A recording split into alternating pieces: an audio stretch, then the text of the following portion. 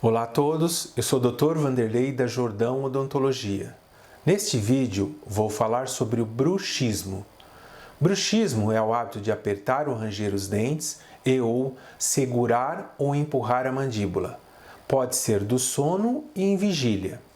Em vigília está associado com estresse, ansiedade.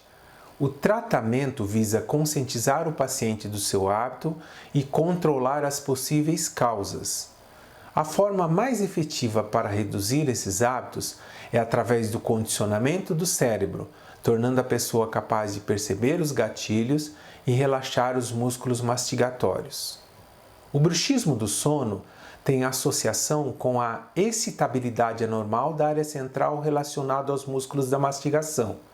Um dispositivo utilizado é a placa interoclusal, geralmente colocada na arcada superior. Vale destacar que ela não serve como tratamento, mas para proteger os dentes. Espero ter contribuído e continuem enviando suas dúvidas.